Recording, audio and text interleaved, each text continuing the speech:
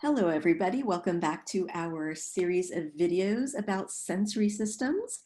We are now ready to talk about our last sense, vision.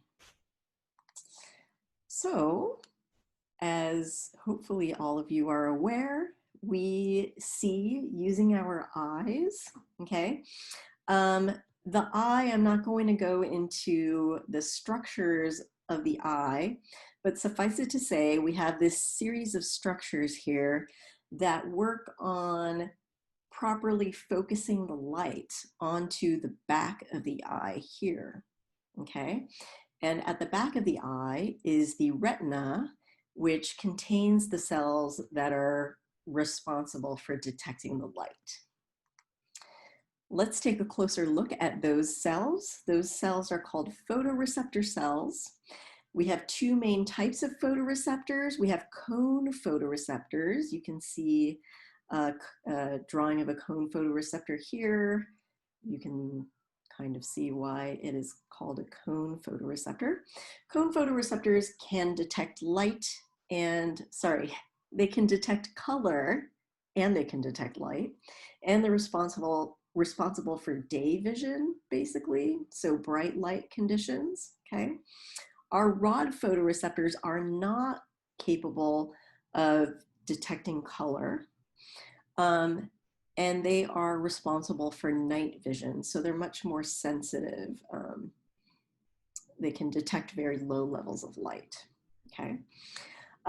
If you look at this sort of what we call the outer segment, this part of the cone or the rod, if you were to take a closer look at that, you would see that they are filled with these membranous discs, okay? So it's just like these long stacks of these membranous discs. And inside those membranous discs, inside those membranes are the light detecting molecule. Okay, in the rods, this molecule is called rhodopsin. You may have heard that term somewhere else. In the cones, they're just called cone opsins. Don't worry about the names. The important thing is that we have a whole bunch of this molecule in these membranes, okay? So let's talk about what happens when light hits the photoreceptor cells. Okay, so light is going to come in. It's going to hit these molecules, okay, the opsin, the rhodopsin, okay. That's going to, like, the energy from that photon is going to cause a conformational change in this molecule, rhodopsin. In the rods, it's rhodopsin. That conformational change is then going to trigger a signal transduction cascade that I'm not going to go over the details of. And eventually that's going to lead to graded potentials. So the end result of that signal transduction cascade is actually closing of ion channels. When we close those ion channels, we change membrane potential. And so we end up with a graded potential, okay? So that's kind of a rough outline of how photoreceptor cells work. Let's take a quick look at what happens to the signal after it hits the photoreceptor cells, okay? So just to orient you, you're looking at a cross-section of the retina right here, okay? The retina actually consists of 5 different types of cells in these layers. Strangely, the photoreceptors are at the back of the retina, okay? So this is the back of the eye right here.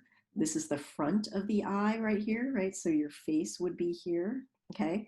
The light is coming in from here, and it actually has to go through all of these other cells before it hits the photoreceptors, okay? So it's just a weird thing about how our eyes are arranged.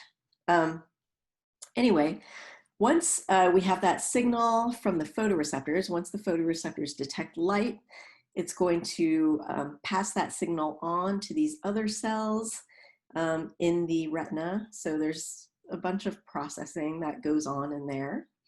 The last layer of cells is these retinal ganglion cells. So ganglion cell right here. These are neurons that have axons. And these axons are the axons that carry that signal to the brain. Okay, so what I want to say about these axons, the axons of the retinal ganglion cells form the optic nerve. Okay, and kind of the interesting thing about the optic nerve, it needs to get to the brain, right? The brain is not over here, right? This is where your face is again, right? The brain is like kind of up over here, right? So in order to get your visual signals to the brain, these axons need to double back through the retina to carry that signal to the brain. Okay, so that's what's shown here. The optic nerve is carrying that signal through the retina and up to the brain. And at that location where the optic nerve goes through the retina, there aren't any photoreceptor cells. That means that there is a particular area in our visual space where we can't detect light, okay? And that is what our blind spot is. Okay, that basically concludes our discussion of sensory systems. You may have noticed, I just want to say this, you may have noticed that I don't have the list of learning goals and vocabulary at the end of each little section, each little video. Those are still available, but they're in a document that I'm posting on Canvas. So look for that. It's in the study materials area. All right, I hope you enjoyed these lectures. I will see you in class. Goodbye.